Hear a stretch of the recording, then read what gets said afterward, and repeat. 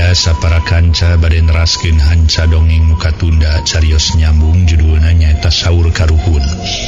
Ieu dongeng karangan Uwa Tatang ayeuna teh nincak bagian ka-33. Aki kalajaya nyesedak tumanya ka Basukri geus kitu kakara Basukri nyarita. Kapungkur malah res Aki sumun pun anak dipihukum ku ieu Cep Hamidan.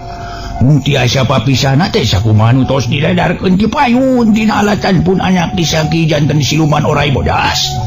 Kitu carita Basukri singketna kelanan.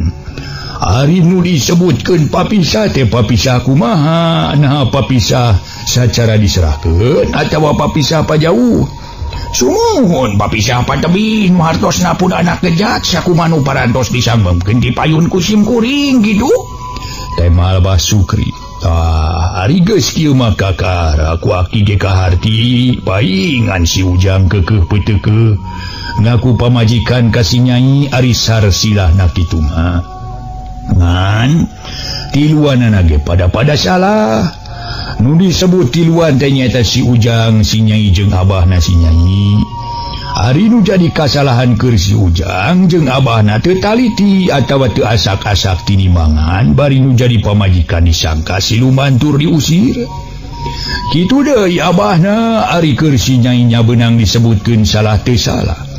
Kasalahan kejot borosot gancang ini ari teu salahna ku diusir bari manggih kanyerian tina perkara si Ujang geus boga deui pamajikan. Coba lamun pada asak tinimangan atawa pada taliti bet moanya nepi ka kajadian kieu. Tah ayeuna Aki rek nyarita ka si Ujang. Atuh rek dianggap Aki salah heug dianggap bener syukur. Atuh rek ngayakeun tuntutan kanu wajib prung ku Aki moal burung dianteur. Kieu Ujang Aki rek ngadadarkeun perkara si Nyai. Tapi moal didadarkeun atawa dijujuti asal mulana sabab moal tuntas ku sakedeung. Ieu mah dicokot ringkesna we kurang leuwih 13 tahun si Nyai dirawatan ku Aki di dieu. Anu asalna mah Aki teh balik ti kebon nyampak saurang awewe keur ngajajanto dina golodong bari nginghak ceurik. Awak kerang kebong pakaian ruak rawek sakedapan mah Aki teh boga timuru pantesna teh jalma nu boga panyakit jiwa. Tapi ari ditanya ku Aki manehna nemalan biasa we tur basa-basana merenah diwubuh adabna keur kalawan nerangkeun asal padumukan jeung ngaran. Harita mah ngakukeunna teh ngaran Santiwangi. Sanggeus tepung jeung abahna di dieu kakara nyebutkeun ngaran asli nyaeta Nyi Sarikaya. Nongkoh abahna nyebut Nyi Sarikaya. Lila ti lila si Nyai meunang pijodoheun nepi kaprukna kawin jeung si Agus. Sabalah dikawinkeun ge di dieu ngan sanggeus tepung jodoh atawa sanggeus kawin. Aki teh hayang seuri ku kajadian si Nyai tepung jodoh ka si Agus. Nyaeta hayang seurina mah asa dina dongeng, lamun dina dongeng teh mah sasat si Nyai kawin ka Alo. Nyaho sotenan si Nyai ka Alo sanggeus aya katerangan yen si Agus teh incuna Aki Sukri. Nyaeta incu ti anak Ki Sukri anu cikal almarhumah. Naon pangna si Nyai dikawinkeun ku Aki kaya si Agus kasebut Alo kahijina mah ku teu nyaho teh yen si Nyai dikawinkeun ka Agus kasebut Alona. Nyaho sotenan Alo jeung bibi kawin sanggeus tepung jeung ieu Ki Sukri. Atuh kaduana nurutkeun teu katerangan ti si Nyai mah salakina ge geus hilang sakitu taun ka tukang.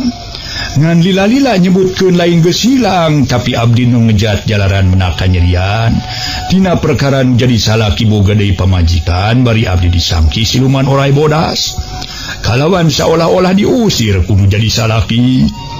Tah kitu nurutkeun katerangan ti si Nyai mah Ujang. Oge ka ayeuna-keun Aki meunang katerangan ti abahna si Nyai.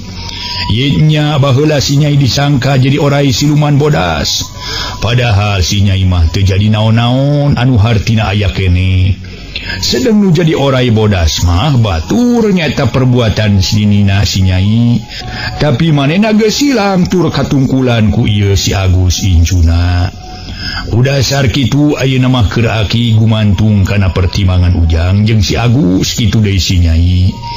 Sabab geus kieu kabuktianana cek aki ge tadi sarua pada salahna nyata salah paham salah arti teu taliti heula ngan keur si Nyai aya benerna nyata benerna mah dumeh kana nyerian ku ayana Ujang boga deui pamajikan tur disangka jadi siluman ku dasar eta aya benerna keur si Nyai atuh aki mah ye rek nyalahkeun pe ka aki rek dianggap bener syukur cek aki Kalajaya panjang lebar ngadadarkeun perkara Nyi Sarikaya tepung jodoh jeung sagara alona atuh menang sawatara jongjongan masa urang eueuh nu ngaromong estu sepi jempling namahan ti iseun patempatan nu kadenge lintang ti Soraturares jeung manuk ungkut-ungkut aya kana setengah jamna Pok Basukri kakara nyarita.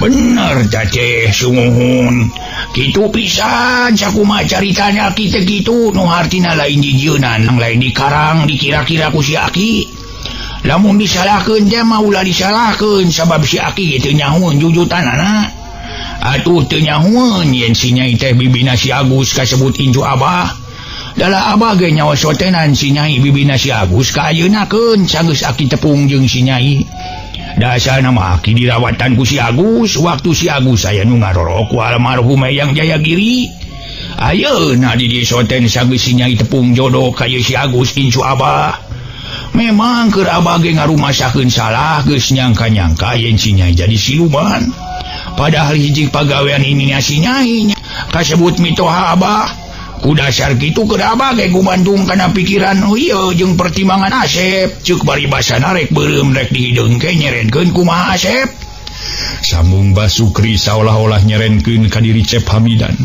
atuh sagara ku ayeuna kakara cumarita tah ayeuna akang rek nanya ka Nyai nah bener ieu salaki Nyai sagara netep seukeut kana beungeut Nyi Sarikaya nu keur tungkul kalawan teu hararese Nyi Sarikaya ngajawab sumuhun kapungkur masalaki abdi kungsi diserahkeun kun jadi salaki henteu dipirak mah Kang abdi nu ngejat margina mah sakumaha anu tos disangemkeun ti payun kalayan nama tos dijelaskeun deui ku Aki upami kitu mah carana panginten si Nyai teh masih keneh katalian hukum laki rabi jeung nu ti payun Aki sagara ngareret ka Aki Kalajaya nya lamun nurutkeun katerangan ti si Nyai mah kitu nya masih keneh katalian keneh nganya kitu cek Aki ge eta mah gumantung kana pertimbangan si Nyai jeung si Ujang nu geus silang tah kitu tapi buktina ayeuna ka dieu nyebutkeun geus silang sotenan dumeh manggih kanyerian tina perkara Ujang boga di pamajikan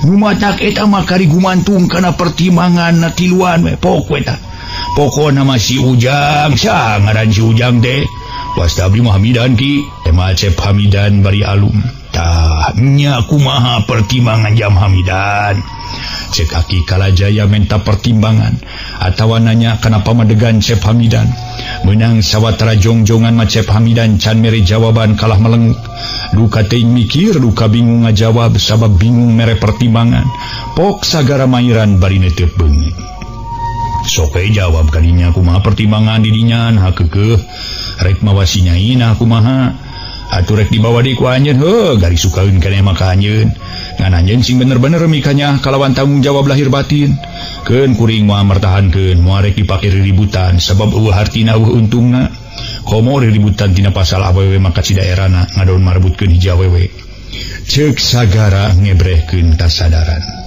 tapi para mitra walahu alam ari batina mah naha bener ridho nyerenkeun pamajikan naha ukurek ngadoja wae ka Nyi Sarikaya nya nu disebutkeun ngadoja teh naha pengkuh henteu na kasagara geus kitu kakara Cep Hamidan nyarita hari geus kieu kanyataan mah kur geus dikawin ku anjeun keur diri kuring moal ngeukehan moal rek maksa eta mah gumantung kana pikiran nu jadi awewe tema Cep Hamidan teu mere katangtuan anu cinek saolah-olah nyerenkeun deui kana pamadegan Nyi Sarikaya eta kumaha pikiran Nyai rek ngahiji deui jeung anu ti heula nah rek tetep di dieu rek ngahiji deui jeung anu ti heula keur diri akang moal nyarek wanita da tadi ge keur akang mah moal bisana kawin ka Nyai teh dumeh aya katerangan kitu ti Nyai nyebutkeun meunang kanyerian tinu jadi salaki anu teu perlu ku akang dijelaskeun deui sabab tadi ge geus jentre dicaritakeun ku abdi ka Aki kitu Kang abdi mah moal bari incah balilahan deui ti dieu sabab abdi mah pisahna sareng nu ti payun sanes 1 tahun 2 tahun aya welasna tahun rumaos kapungkur abdi ngejat di rumah tangga nanging ngejat ge sanes ngejat ngalampahkeun awon tapi kasar namah mah atanapi kasar namang nircakeun mung nya kitu sakumaha tos disanggumkeun ti kapungkur tema Nyi Sarikaya nu hartina mah rek tetep ngahiji jeung Sagara. Tak kitu geuning kaputusan ti si Nyai mah Sagara ngareret deui ka Cep Hamidan. Nyari si Nyai rek tetep di ieu mah teu naon-naon akang ge moal rek maksa. Moal rek ngeukehan satadi mah akang maksa ngajak balik teh. Disangka ku akang can boga disalaki. Jadi sadarnya anjeun nyarita kitu, Sagara nanya ka Cep Hamidan. Nya sadar we ari geus kieu kabuktian mah kalawan ti saseret poe ieu kuring geus teu ngaboga-boga deui Nyi Sarikaya. Tema Cep Hamidan. Harita teh parawargi atuh Aki Kalajaya mairan tumanya. Ridho nya Ujang nyerenkeun si Nyai ka si Agus. Ridho Aki syukur. Ari Jang Hamidan bener-bener ridho kalawan geus teu ngaboga-boga deui. Parandene kitu poma ulah tepi ka pegat babarayaan pondok sotenan perkara jodoh. Ari babarayaan mah tetep kudu manjang. Boh jeung si Nyai pon kitu deui jeung abahna si Nyai. Kitu deui jeung ieu si Agus sing jadi duduluran mun teh mah si Agus jeung si Nyai diparengkeun sumaba kasarakan Jang Hamidan tur katingali. Ulah teu disamat, ulah teu diaku ku Jang Hamidan. Sabalikna keur Jang Hamidan dimanangi der ka wewengkon ieu ulah asa nyimpang. Ulah asa-asa menta cai atuh pamungkas ti Aki muga Jang Hamidan sing ridho ngahampura ka Aki. Bisi aya caritaan Aki nu teu merenah atawa teu ngeunah katampana. Sajabana ti kitu, muga-muga kajadian ieu ulah aya gantar kakaitan, ulah aya cuta catang supaan. Pe kadinya silih hampura jeung nu aya di dieu. Kalawan bebaskeun naon rupa kasalahan jeung kahilapan masing-masing, dibarengan ku hate nu bersih, ceuk paribasana caang bulan 14 bersih jalan sasapuan. Ceuk Aki Kalajaya saeutik gedena ngawawadianan atawa nganasehatan ka sarerea. Alhamdulillah ku musyawarah memberes perwargi. Nu tadi hogag deh ribut. Aduh, pageras-geras gengerong para mitra. Anya teh urat beuheung ranteng ceuk paribasana segede-gede halu gitu. Pageras-geras gengerong gitu. Ieu mah paripaos para mitra babasan bahasa Sunda mah teh pageras-geras gengerong cenah urat beuheung ranteng segede-gede halu. Kitu para wargi sadaya eta teh maksad sareng tujuan mah nyata nyawalakeun hayang bener sorangan. Nya antuk nama ku jalan musyawarah geuning musyawarah teh jalan nu panghade-hadena para wargi. Mangga atuh musyawarah jalan nu panghade-hadena. Sok sanaosna para mitra dina demokrasi kitu nya. Pami musyawarah teh jalan gitu nyata ngagunakeun cenah eta tah pemilihan gitu voting da namina naon pemilihan cenah kitu saha nu loba kitu. Mudag anu loba eta ge teh serius. Namun upami biasa dimusyawarahkeun heula mah para wargi nyaeta urang nyiar jalan kana mufakat. Mudah-mudahan para wargi, mudah-mudahan. Para mitra kaum dangu, solongkrong Cep Hamidan miheulaan ngajak sasalaman ka Sagara baripokna. Yang hapunten akangnya, kalian akang ngaduakeun muga-muga we Ujang jeung si Nyai Nyi sing manjang jodoh tur masing pinanggih jeung kasih nugrahaan. Di seseret ayeuna akang geus bebas teu ngaboga-boga di Nyi Sarikaya, kitu basa-basa Cep Hamidan. Sabangsun abdi kedah diapunten lahir tumekaning batin atuh kalihna ti kitu mugi akang kedah ngangken sadere ka abdi sareng kapun bojo. Tema Sagara bari patarema dampaleungeun. Atuh kitu deui Nyi Sarikaya sasalaman kalawan pada menta di hampura. Panghapunten abdinya lah tina kajantanan tadi Cep Hamidan malik menta di hampura ka Kimenon. Sami-sami mangge kedah diapunten ku Ujang. Aduh, rumaos mang leuwih ti payun lah ngayakeun tindakan kitu. Atuh kitu deui ka Abah kalih ka Aki sim kuring da dihapunten lahir batin. Kalih nati kitu bilih jaganing getos sim kuring parang sumaba ka dieu lajeng sidang ulah disaha-saha ku Aki sareng ku sadayana. Jang Hamidan, Aki leuwih ti heula negrakeun puji syukur alhamdulillah ka Allah Subhanahu wa taala. Ku ayana Ujang ayeuna jeung anu aya di dieu geus lila silih bebaskeun tina sagarupa kasalahan. Boh lahir boh batin. Hari ngarasa bungah tur bagja mah nu eueuh papadana Aki teh bungah naka. Da memang sakuduna sawajibna antara umat jeung umat umumna kasebut jalma kudu silih hampura. Boh anu kasaluhureun boh kanu sahanapeun. boh kalalaki boh ka awewe seku aki dihampura sawangsuna aki ge kudu dihampura kalawan aki ngaduakeun muga-muga ujang sing buru-buru boga di pamajikan Satia turun pada silih siram ku kanyaan silih simeuh ku kadeudeung. Insyaallah aki tema Cep Hamidan bari tungkul Nyai cai-cai ka dieu keur meda teu boga opieun oge atuh. Alah wios kieu ulah ngarepotkeun jalan bilih ka Bujeng Sonten bade unjuk permios we ka sadayana kalayan sakali deui ulah kirang-kirang hapunten. Cep Hamidan pamitan kalawan sasalaman ka Aki Kalajaya. Sawangsuna aki jeung barudak di dieu kudu dihampura ku si Ujang. Eta mah kitu wae Ujang sing mineng nginer-ngider ka dieu. Anu hartina urang manyangkeun babarayaan. Urang mah kudu inget kana saur karuhun kudu mineng ngayakeun silaturahmi. Sajabati kitu saur karuhun teh mah boga musuh hiji loba teuing boga duduluran 1000 urang keneh. Tah saur karuhun teh kitu heug tapakuran. Eta lamun ditapakuran teh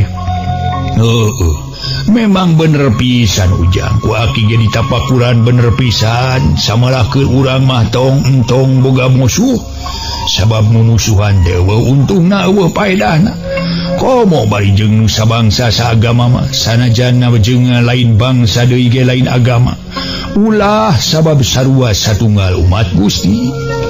Cenah eta bangsa deungeun ataw lain sabangsa jeung urang beda aliran beda jalan keun bae itu urang-urang masing-masing boga kapercayaan. Malah teu kudu jeung bangsa deungeun wae nu beda aliran beda ngalaksanakeun bab agama. Dalah urang jeung urang sok aya nu beda jalan kapercaya beda kapercayaan.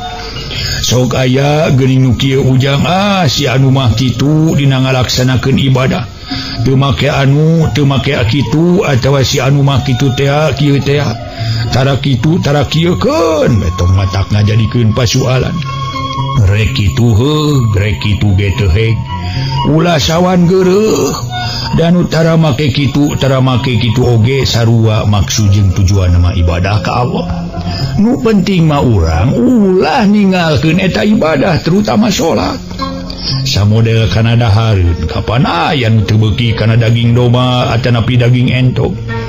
Kanu teu beukieun ulah nyengseurikeun ulah ngageunggeureukkeun sok sumawona urang maksa kanu teu beuki kudu ngadahar. Atuh nu teu beuki nya kitu keneh ulah sawan geureuh kanu beukieun. Eta mah kitu we Ujangnya. Heuga ku aki didoakeun sing salamet di jalan sing aya dina kamajuan dina usaha. Atuh sajabati kitu bosi Nyai bosi Agus kudu silih jadi dulur. Silih pikaheman lir ibarat dulur petku hinis gitu. Ngaso heula para wargi, ngaso heula ngaso.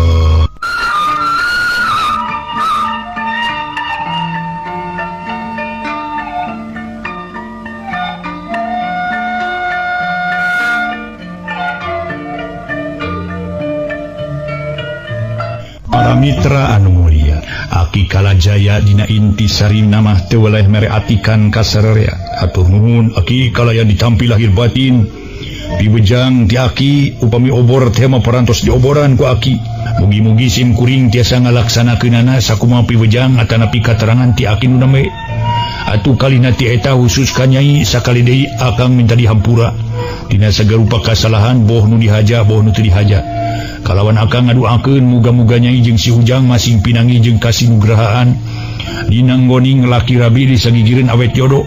Atuh ieu mah hitung-hitung diri akang males kana kasatiaan Nyai salila dipihukum ku akang. Pepeuriheun mere harta bana henteu nya ka Nyai. Muga ulah teu ditarima akang aya kaingetan ka Nyai. Tapi kitu ge ka si Ujang lain akang ngahinakeun. Pepeuriheun gede mah henteu lumayan keur namah-namah kaperluan sapopoe. Kusiwal Cep Hamidan ngaluarkeun loket tina pesa kalawan golosor mikeun duit ka Nyi Sarikaya nu gedena 15 perak. Kalawan kasaksian ku sararea harita Nyi Sarikaya teu buru-buru ngarawatan malah ngahuleng. Atuh pok Aki Kalajaya nyarita. Nah atuh Ujang make jeung mere duit sagala kawas nu loba we. Bisi rek dipake balanya barang ku Ujang heug mending pake modal. Aya kang balanya mah Aki. ieu mah kaemutan abdi peupeurieun abdi masihan harta banah henteu ka si Nyai. Tema Cep Hamidan ti dituna mah nemongkeun ka Nyaah ka Nyi Sarikaya. Pun dina mirena istorido lahir batin teu aya maksud desejen. Top atuh geura rawatan Nyai kaemutan ti si Ujang, mudah-mudahan sing mangfaat dipakena ku si Nyai tur si Ujang sing gede milikna sing maju usahana. Hatur nuhun atuh Kang ditampi ku abdi, ceuk Nyi Sarikaya ka karadaek ngarawatan. Sawangsulna Nyai mudah-mudahan kaingetan ti Akang sakitu sing mangfaat oge ka Ujang sakali deui muga ngahampuranya, lain Akang ngahinakeun. Cep Hamidan ngareret ka sagara sami-sami Kang kalayan abdi nganuhunkeun kana kaemutan ti Akang tema sagara. Atuh geus kitu mah kalayan Cep Hamidan geus pamitan jerut turun tuluy ngaleos bari nanggung dagangan. Nu maksud jeung tujuanna rek terus balik ka sarakanana. Sanggeus Cep Hamidan eueuh pok aki kalajaya nyarita deui. Alhamdulillah abahna Nyai. Ku ayana Jang Hamidan ka dieu kalawan jadi patelak jeung ieu kimenon ngajadikeun hiji hikmah geuning pikeun urang mah. Keur aki manyatkeun doa ka Nu Maha Kawasa ku ayana barudak saladar. Nya nu jadi pokok nama Jang Hamidan bener-bener manehna sadar malah make jeung aya kaingetan ka si Nyai. Dume eta meureun salila dipihukum ku manehna can ngabanaan lamun ngabanaan teh mah. Sakitu ge aya kaingetan make mere duit teu genep ringgit. Arang langka boh lalaki boh awewe aya nu kasadaran kitu pegat jodoh pegat duriat make aya kaingetan. Nu sejen mah cantang tu aya samodel Jang Hamidan. Ku kitu na heug ku Nyai mangfaatkeun eta duit sakitu teh rezeki Nyai milik Nyai. Taina kirek amanat ka sararea meungpeung aki aya keneh sesa umur. Ngan leuwih ti heula aki menta dihampura ka sararea lain aki guminter. Lain aki asa aing luhur ilmu beunghar ku pangabisa atawa aki rek ngaguruan khususna kanu aya di dieu. Atuh umumna ka kadang warga boh ka lalaki boh ka awewe boh ka kolot boh ka budak. Da kita teu ngarumasakeun luhur ku ilmu beunghar ku pangabisa sugih ku pangarti.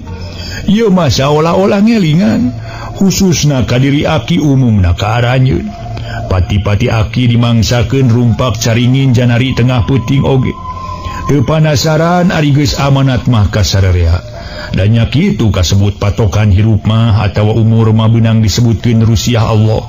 Nu teu bisa dikira-kira atawa teu bisa ditangtukeun ku sing saha oge kasebut ku manusia.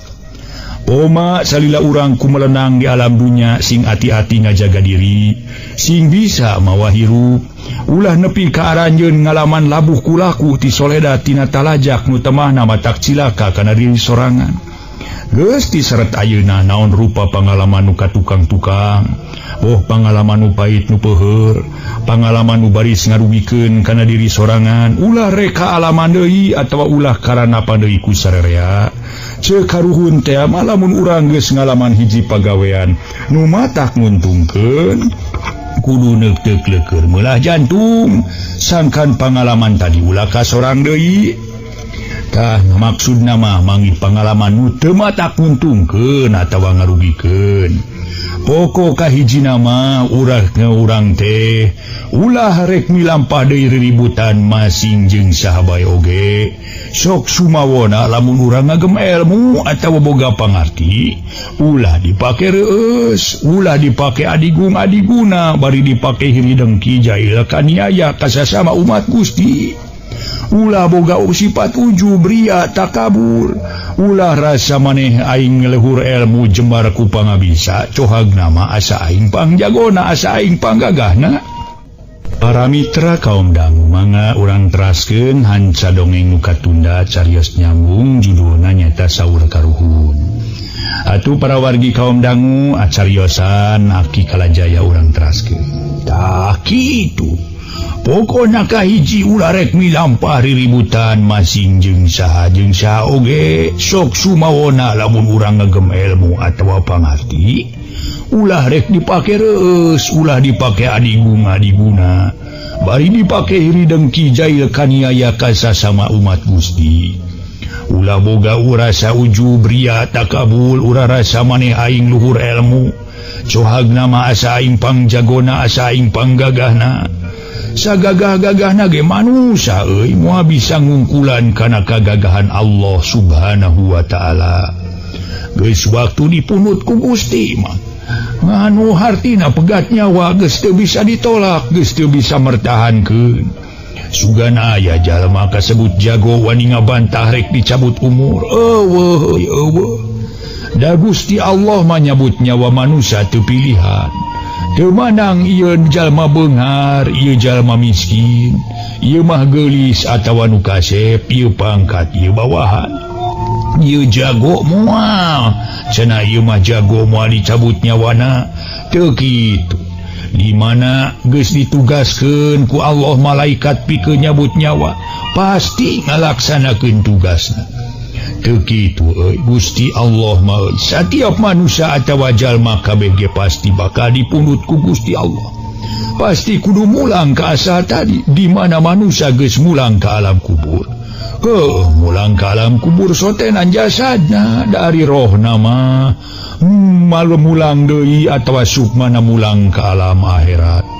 Oge henteu maot ari rohna mah bari mulangna ka alam akhir teh teu jingjing teu bawa ceuk paribasana teu mawa jarum potong-potong acan. Iwa nu dibawa teh nyaeta aya 3 rupa anu bisa ngabantu manehna engke di alam akhir. Di antarana amal ibadahna atu ilmu nu dimangfaatkeunana jeung budak anu soleh. Tah kitu. Lamun dicokot singket nama ku Aki atuh geus kitu mah kalawan Cep Hamidan pamitan cerut turun tuluy ngaleos bari nanggung dagangan. Nu maksud jeung tujuanna rek tuluy balik ka sarakanana. Sanggeus Cep Hamidan eueuh pok Aki kalajaya nyarita deui. Alhamdulillah Abahna Nyai. Ku ayana Jang Hamidan ka dieu kalawan tadi patelak jeung Kimenot ngajadikeun hiji hikmah geuni. Keur Aki manjatkeun doa ku ayana barudak saladar. Nya nu jadi pokona mah Jang Hamidan bener-bener manehna sadar malah make jeung aya kaingetan ka si Nyai. Dume eta meureun salila dipihukum ku manehna can ngabanaan, lamun ngabanaan teh mah sakitu ge aya kaingetanana make mere duit RM6. Darang langka boh lalaki boh awewe nu aya kasadaran kitu pegat jodoh atawa pegat durian make aya kaingetan. Anu sejen macantang tu aya model Jang Hamidan. Ku kitu nah heuku Nyai mangfaatkeun eta duit sakitu teh dari rezeki Nyai milik Nyai. Taina Aki rek amanat ka sarerea meungpeung Aki aya keneh sesa umur. Ngan leuwih ti heula Aki menta dihampura ka sarerea. Lain Aki guminter, lain Aki asa aing luhur ilmu beunghar ku pangabisa, atawa Aki rek ngaguruan khususna kanu aya di dieu. Atuh umumna ka kadang ka warga boh ka lalaki, boh ka awewe, boh ka kolot, boh ka budak. Da Aki ge teu ngarumasakeun henteu, teu ngarumasakeun luhur ku ilmu beunghar ku pangabisa, sugi ku pangarti. Ieu mah saolah-olah ngelingan. Khususna ka diri Aki ngelingan teh umumna ka aranjeun. Pati-pati Aki dimangsakeun rumpak caringin janari tengah peuting ge teu panasaran ari geus amanat maka sarerea. Dan nya kitu kasebut patokan hirup mah atawa umur beunang disebutkeun rusiah Allah. Nu teu bisa dikira-kira atawa teu bisa ditangtukeun ku sing saha bae oge kasebut ku manusia. Koma salila urang ku melenang di alam dunya sing hati-hati ngajaga diri, sing bisa mawa hirup ulah nepi ka aranjeun ngalaman labuh ku laku ti soledad tina talajak nu temahna matak cilaka kana diri sorangan. Geus disaret ayeuna mah naon rupa pangalaman ka tukang-tukang, boh pangalaman nu pait, boh pangalaman nu peuheur. Pangalaman nu baris ngarugikeun ka diri sorangan, ulah rek alaman deui atawa ulah karana padeui ku sarerea. Ceuk karuhun teh lamun urang geus ngalaman hiji pagawean anu teu matak nguntungkeun, kudu neuteuk keur meulah jantung. Sangkan pangalaman tadi ulah ka sorang deui. Pokok kahijina mah ulang urang rek milampah deui riributan masing jeung saha bae oge. sok sumawon lamun urang ngagem ilmu atawa boga pangarti ulah rek dipake reus, ulah rek dipake adigung adiguna bari dipake hiridengki jail kaniaya kasasama umat Gusti. Ulah boga ujub ria takabur ulah rasa maneh aing luhur ku ilmu, cohagna asa aing pangjagona asa aing panggagahna.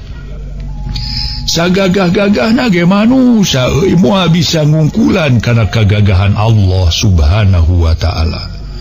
Geus waktuna dipunut ku Gusti Allah manu hartina pegat nyawa geus teu bisa nolak, geus teu bisa mertahankeun. Sugan aya jalma kasebut jago wani ngabantah rek dicabut umur apaan eueuh. Lamun malakal maut geus nyabut nyawa manusia geus teu bisa engke, geus teu bisa punten. Gusti Allah nyabut nyawana manusia teu pilihan, teu manang ieu mah jalma beunghar, teu manang ieu mah jalma miskin, ieu mah geulis atawa nu kasep, ieu pangkat atawa bawahan atawa caca, ieu mah jago atawa moal dicabut nyawana. Teu, Gusti Allah mah henteu kitu. Satiap manusia atawa jalma kabeh pasti bakal dipunut ku Gusti Allah. Pasti kudu mulang ka asal tadi. Di mana manusia geus mulang ka alam kubur, heueuh mulang ka alam kubur sotenan jasadna. Dari rohna mah atawa sukmana mulang ka alam akhirat. Oge teu maot ari rohna mah. Bari mulangna ka alam akhirat teu jingjing teu bawa. Ceuk paribasana teu mawa jarum potong-potong acan. Iwa nu dibawa amalna salila aya di alam dunya. Boh amal hade, boh amal goreng nu baris dipake tanda bukti diri urang. Anu baris dipake tanggung jawab ku diri urang engke di alam akhirat. Didinya urang bakal narima hasilna tina amal nu teu bisa dirobah atawa dipungkir deui ku dirina masing-masing. Jadi yakin tur jelas di mana urang geus waktuna mulang ka alam kubur atawa ka alam barja. Lain mawa harta kakayaan tapi iman jeung Islam oge nu ditarima ku Allah Subhanahu wa taala. Karuhun aki baheula kungsi nyarita kieu waktu aki leutik keneh anu kira-kira umur kakara 11 tahun. Ceuk karuhun aki di mana hidup jaga ninggeto geus nincak dewasa atawa geus laki rabi. Heug pinangih jeung kasenangan ku dasar loba harta bana atawa ku urusan kadunyaan. Kudu dipake amal jariah atawa dipake ibadah. Ulah dipake kana jalan kamaksiatan, ulah dipake kana jalan kasarakahan. Sabab harta kakayaan eta pikeun ibadah. Ari kasebut ibadah teh rupa-rupa. Aya dipake ngabauyuan pamajikan jeung anak katut kulawarga. Aya dipake ibadah nyiar ilmu, aya dipake amal jariah. Tah kitu wangsit atawa piwuruk ti karuhun aki baheula. Mudah-mudahan sakumaha kasauran ti karuhun aki sing jadi contoh kasarerea. Atuh pamungkasna aki menta dihampura kasarerea bisi aki langkung saur bahe carek atawa aya saur nu teu kaukur, aya basa teu diungang-ungang, sadiring-diring dumadi satincak saparipola. Teu hade katingalina kuno araya di dieu. Oge bisi aya nu kasabit-sabit ku aki, boh kasabit-sabit ngaran keur leutik. Boh kasabit atawa kasigeung dina laku lampah didadarkeun ku aki. Hampura sakali deui. Ongkoh tadi ge aki mah lain nyaritakeun diri batur. Ieu mah nyaritakeun naon nu kaalaman ku aki baheula. Cenah eta aki ngelingan, heueuh ngelingan sotenan lain ka batur tapi khususna ka diri aki pribadi. Jeung kasanak baraya di dieu. Jadi lamun ake ngelingan teh beh dituna dianggap mapatahan ka diri batur, bisi dianggap aki guminter, bisi dianggap nincak kana paribasa ngawarah ngojai kamari, ngawarah luncat atuh ka monyet atawa ka bajing. Da aki ge teu ngarumasakeun sugih ku pangarti, berat ku pangabisa, luhung ku ilmu. Anu luhung ku ilmu, beunghar ku kakawasaan maanging Gusti Allah pangeran urang sadaya. Nu matak sakali deui aki menta dihampura kasarerea. Sabab sakabeh manusia atawa jalma boh lalaki boh awewe, boh nu geus kolot boh nu ngora keneh tara langgeng atawa anger, boh anger akhlak kalakuanana, boh anger ucap-ucapanana. Ceuk basa sapopoe teh mah sok kasipatan ku owah gingsir. Geuning geus purit ieu teh euy nah atuh mun dibet kajongjonan teuing ngadon ngabala ieu. Yua urang kacarai bising kaburu magrib menit teu karasa waktu teh nya. Aki Kalajaya para mitra nyarita tuluy harita teh para wargi. Eyangna sagara anu katelah Bah Sukri tuluy nyarita. Punten atuh ieu eyangna Nyai sunun abah teh aya picarioseun ieu teh nu bade didugikeun. Dikemu dina ati sanubari ai teu dijelaskeun bisi matak jadi matak kitu. Aya carita naon abahna Agus? Kieu nu mawi ai kedah dijelaskeun mah sumuhun. Ari ieu teh saleres nama antawis Nyi Sarikaya sareng lanceukna nu katelah Nyi Asni. Eta teh sanes dulur berlanes atanapi dulur sainung sabapa. Tapi Nyi Asni teh minangka nama anak kut abdi baheula teh ayang. Jadi Nyi Asni teh saha? Ari Nyi Asni teh sumuhun ieu ibuna ieu Agus Sagara sumuhun. Eta teh saleres nama kieu eyang kapurna teh. Oge ieu ka Nyi Sarikaya kakara ayeuna dibejakeun ku bapa oge ka Agusnya. Inung hidup teh baheula teh diroro ku aki. Eta teh baheula nama kitu. Anak tatangga eta teh. Ngan geus teu inung teu bapa harita teh keur leutik keneh ditinggalkeun maot. Keur mah keur atuh Abah teh nya heuh aki teh teu boga anak jeung si Nini teh. Harita teh oge Nyi Sarikaya can boga hidup atuh abapa teh harita teh. Ceuk batur cenah sugan jeung sugan lamun ngarorok budak mah eta teh minangka pamancing. Nya alhamdulillah sabada atuh harita teh Nyi Asni nyaeta inungna Cep Agus ayeuna teh dirorok. Tos lamina kirang langkung aya kana 3 taun. Sim kuring sareng Pun Bojo dikersakeun ku Nu Maha Kawasa ngalahirkeun nyaeta Pun Bojo teh ngalahirkeun Nyi Sarikaya kitu sarsilah nama. Jadi kitu. Kahar ti atuh ari kitu mah mana kitu teh meureun hubungan kulawarga antara ieu Agus jeung Nyi Sarikaya teh. Harita teh para mitra sagara jeung Nyi Sarikaya anggur papelong-pelong geus kitu sagara ngaleret nyata kabaha Sukri teh. Janten abdi teh nya aiku ku aki mah jelaskeun bae tetep we ngaku mah aki ka aki teh lantarannya inung hidup teh dirorok dikeur leutik keneh kurang leuwih umur 2 tahun ku aki dirorokna teh lantaran inung bapana mangandunkeun kitu tah. Jadi hubunganana antara hidup jeung Nyi Sarikaya mah hubungan dulur teh teu lanes lain kasebut bibi lanes lain ngan kitu sarsilahna. Para wargi sadaya sabada harita Bah Sukri ngajelaskeun ngeunaan duduk perkarana antara sagara jeung Nyi Sarikaya atuh puguh wae pikeun nuduhan ge ngarasa leuwih bungah deui lantaran teu kaudag-udag ku rasa dosa cenah para wargi sadaya. Memang pemikuran dijujut mah teu aya hubungan kulawarga. Margi para wargi sadaya Nyi Asni teh kitunya indungna sagara teh eta teh anak kukutna Abah Sukri kitu. Sabada dikukut kitu aja dan sanes daya teu aya hubungan darah teu aya kitu para wargi. Teu aya hubungan kulawarga janten tebih we antawi sagara sareng Nyi Sarikaya. Ngaso heula para wargi ngaso alhamdulillah nya teh nya hubungan teh kitu geuning si horeng teh kitu. Nu matak teras-terasan anjeunna ngarangkep hubungan kulawarga. Ngaso heula ngaso.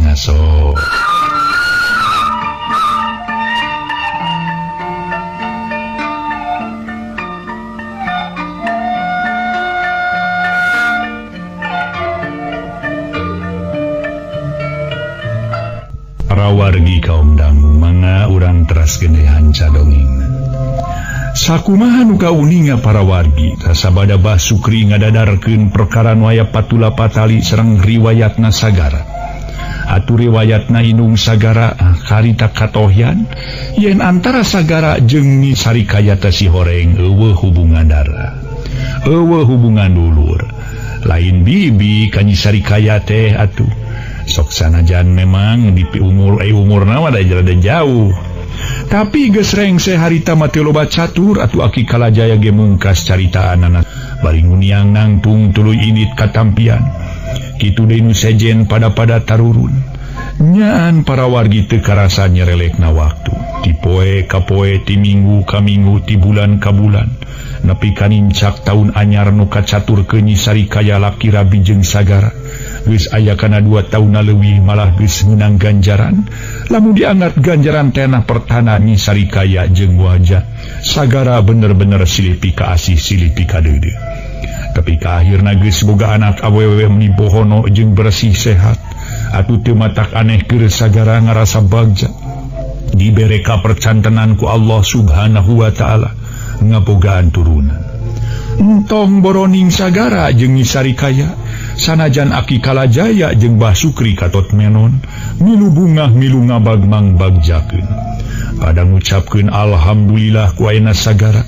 jeung Nyi Sarikaya boga anak kalawan ku Aki Kalajaya eta budak dingaranan Nyi Santiwangi nuwikeun ngaranna samaran indungna ti heula nu kabeneran budak dilahirkeun dina tanggal 30 bulan Rayagung pisan jam genep isuk-isuk cag urang tuna heula ngadadarkeun urusan rumah tangga Nyi Sarikaya jeung sagara nu geus yakin meunang kabagjaan ku jalan boga anak nu dingaranan Nyi Santiwangi tur gancangna ieu carita budak umur geus nincak 2 bulan urang nyelang heula nyaritakeun di hiji pilemburan nu kawilang jauh oge ti pamatuhan Aki Kalajaya di hiji imah duduk janela loba jelema awewe lalaki kolot budak katingalina bangun ukur galeumpeur samala aya saurang awewe tengah tubuh rawah riwih ceuri si horeng si mana horeng jalma nu arunggah ka eta imah teh ngalayan nu gering dina kaayaan matak pika salempangeunake salila sabulan leuwih teu turun-turun estu ngayak-yak dina tempat sare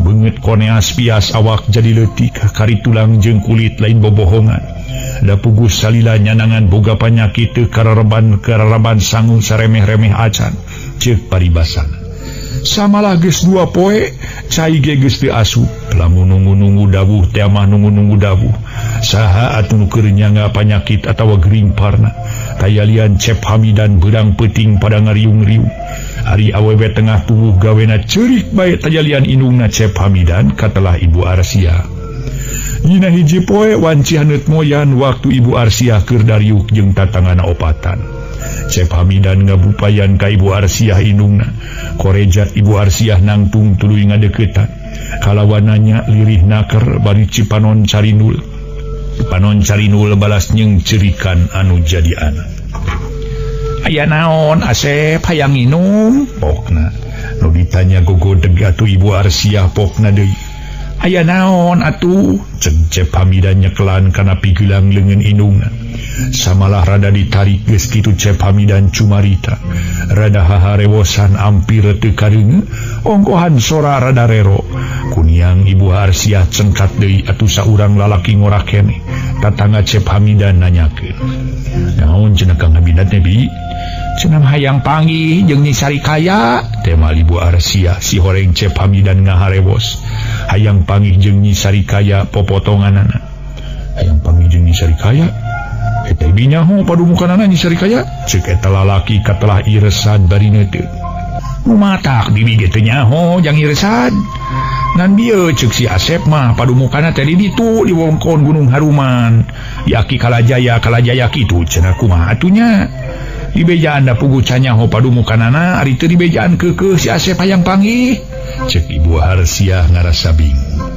nyari Kang Hamidan keukeuh mah hayang panggih nya perlu teang we bisi kumaha nya ari ku kitu teh mah jang iresad ngan saha nu waris ka dituna sajabati kitu digana ge aya ka dieu tuna heuh sok sieun aya sangka anu lain-lain we ti salakina nu ayeuna kawantu si Asep jeung Nyi Sarikaya teh geus lain-lainna deui kene kukuring lah di paluruhna ka ditu bi cenah eta salakina Nyi Sarikaya bisi aya sangkaan teu puguh matak naon atuh sina jeung salakina ka dieu samalah kacida alusna lamun seung jeung salakina ka dieu netelakeun bang aku baraya eta kira-kirana jang iresad ridho kitu lamun dipupurah ku ibi mah kitu ridho sagala bi kawaskan usaliwat we ujung atuh ari ridho mah nya pangneangankeun sugan bisa atuh kairingkeun ayeuna ku jang iresad ngana sing bisa we dina nyaritana kahareupeun salakina.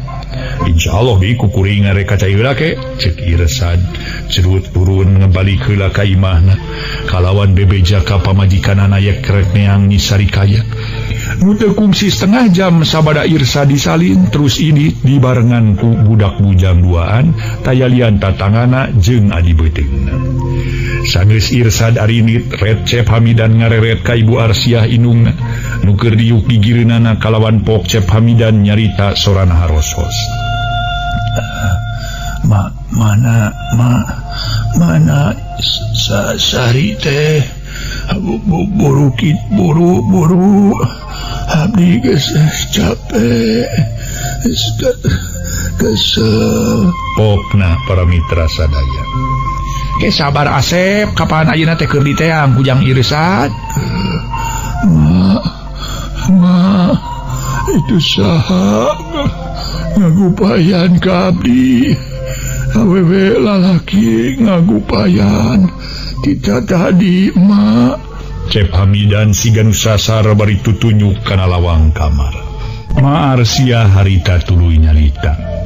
Asep sing eling ulah kabawa ku sakaba-kaba ulah sok satingali-tingalina istighfar anguran majalu kalawan neda kanu maha kawasa sing kuat sing sobar kasep.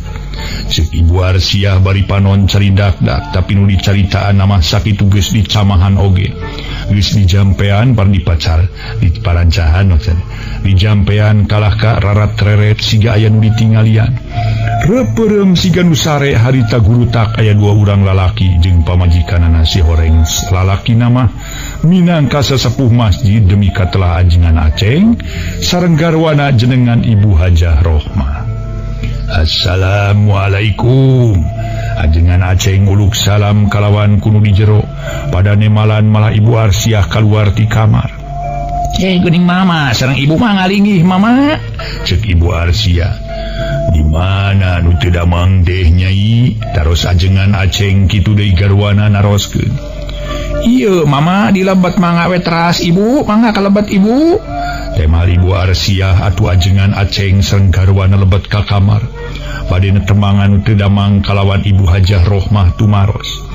Parantos sabaraha dinten Asep teh teu damang nyai. Ulurna mah kirang langkung tos sasasih Ibu Haji mung bales nama samingon ayeuna teh. Kersaeun barang tuang numawi cai oge tos teu lebet Ibu Haji. Temal Ibu Arsiah geuk Ibu Hajah Rohmah calik dina amparan dihanap jeung tatangana Ibu Arsiah awewe bungku 5an. Ari ajengan Aceng calik sisi ranjang kalayan ngarampaan awak Cep Hamidan teras ngadua sedeng Cep Hamidan sakitu ditaros oge tetep peureum siga nu keur sare. Cing manawi salah saurang aya nu ridho pangaoskeun Yasin sabalik atanapi 2 balik mah nang kitu ge punten kasadayana mama miwarang mangaoskeun Yasin sotenan sanes ngajurung laku kanu teu damang supados engal-engal dipundut ku Allah. Da sok aya nu kagungan anggapan majah teh upami urang mangaoskeun Yasin dipayuna nu teu damang disangka ngajurung laku kedah ngamulih ka alam barja. Sanes kadinya nu dimaksad ku mama mung urang naneda ka Allah ku jalan mangaoskeun Yasin atanapi ku aosan Al-Fatihah atuh upami masih keneh dipercanten ku merenang di alam dunya mugi-mugi sing engal damang deui jalaran kawitna ge damang nyuhunkeun damang deui sabihara-bihari atuh pamiparantos dugi kana waktosna bade dipunut mugi nyuhunkeun aya dina karinganan dina mulihna ka alam barjah kalayan kawengku kuunggelan innalillahi wa inna ilaihi rajiun. Anu kawiti Gusti mulih deui ka Gusti nu kagunganana margi saha nu uninga kana perkawis yuswa keing disebatkeun Rusia Allah. Saur ajengan Aceng munut mangaoskeun Yasin kabeneran harita aya saurang awewe nyata bibina Cep Hamidan ridhoeun.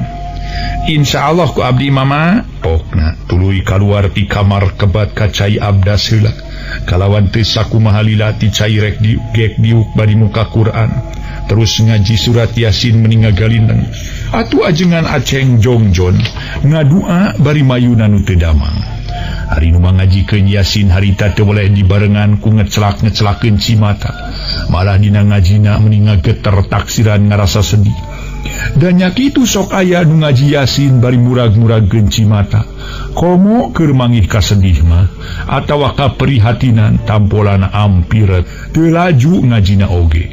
Da eta bibir dirobeda ku kasedih nu hese ditolakna. Tunda nu keur ngaji Yasin, urang ngaguar deui lalampahan Irsad jeung anu maturanana duaan. Kebat lumampah tur teu boga rasa karugian sok sumawana ngarasa aral subaha. Sanajan lumpahna anu sak lumampah sakitu jauhna oge. Tuluy ngeureuyeuh bari teu weleh galeh geh gado. Kaunga anu tepung di jalan Pasampangan boh lalaki boh awewe. Teu weleh nananyakeun ngaran Aki Kalajaya, tapi saurang ge eueuh nu apalin. Dina bakatingku ngeureuyeuh lumampahna, akhirna Irsad teu burung anyog ka wewengkon Gunung Haruman. Didinya aya hiji imah nengang atuh geus eung timuruna Irsad mah, pasti eta imah teh padumukan Aki Kalajaya. Kabeneran harita aya kaluar ti imah horeng Kimenon rek katampian. Pangapunten mang, ceuk Irsad bari ngaran, mangga ujang, bade kepriwian naon kitu? Kimenon neuteub seukeut kana beungeut Irsad sabab anyar pinangi. Ai priyogina bade tumaros mang manawi uninga sareng jenengan Aki Kalajaya aya wartosna di wewengkon Gunung Haruman. Leres di dieu pisan ujang Aki Kalajaya mah. Tapi ujang teh nu di mana aya? Aya sengaja maksud naon ujang? Kimenon rada talete. Ai sadakan mah ti Cikamelang sun maksud hoyong tepang sareng Nyi Sarikaya manawi anjeunna leres di dieu linggih sareng Aki Kalajaya. Temal Irsad bari hate bunga sabab bisa kapanggih padumukan Aki Kalajaya. Ngaso heula para wargi, ngaso heula ngaso.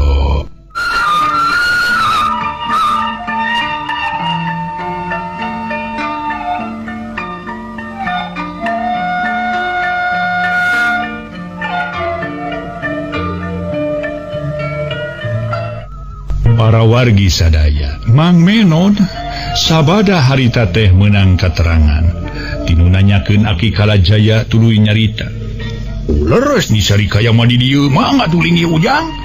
Ke urang wartosan heula nya jalan nama teh nuju katampian sareng carogena. Kimenon ngaleos rek ngabejaan Nyi Sarikaya. Nyi Airi Irsad jeung pangiringna arungah kalawan diuk dina babalean. Waktu Kimenon nyusulan Nyi Sarikaya berai pantomuka horeng, Aki Kalajaya kakarareng seta sorat lohor di kamarna. Atuh Aki Kalajaya rada kaget sabab di luar aya semah anyar pinangi. Geuning aya tamu ieu teh. Nu ti mana sareng bade ka saha ujang teh? Ceuk Aki Kalajaya tumanya. Di Cikamelang sepuh maksudnya bade ngadeudeus we ka dieu dupi sepuh teh leres jenengan Aki Kalajaya. Irsad sasalaman leres ujang ari wasta pun Kalajaya dupi salira saha. Aki Kalajaya malik tumanya ngaran. Wasta mah simkuring teh Irsad sepuh. Dupi priyogina aya naon ujang? Priyogina mah ka Nyi Sarikaya sepuh wireh kajurungan ku ibuna Kang Hamidan. Peryogi kasih Nyai keke sakedap ujang nuju katampian heula nemete. Cek Aki Kalajaya ari nyarita kitu ai guru tak. Nyi Sarikaya datang bareng jeung sagara salakina sabab meunang nyusulan Menon. Geuning apan tamu para sulami sagara nyolongkrong sasalaman. Neme ujang nepangkeun Irsad. Temal Irsad kalawan ngenalkeun ngaran kitu di sagara nerangkeun ngaranna. Padahal di jararo atuh Agus di dieu mah teu pada rungguh teuing wanya nu sejen diuk dihandap. Sumuhun saena mangalih kalebet atuh Kang, ceuk Nyi Sarikaya mangiran teu hararese sarerea parinah ka jero diuk dina samak nu geus ngagelar ti tadina. Yo si ujang ka dieuna teh cenah mah aya perlu kasih Nyai ieu teh. Aki Kalajaya saolah-olah ngajalanan. Peryogi kapun bojo dupi maksana tanya sagara bari neuteub. Kieu manawi ayi langkung ti payun mugi ngapunten bire akang tumorojog tan palarapan. Maksad mah aya bade didugikeun ka Nyi Sarikaya perkawis naon?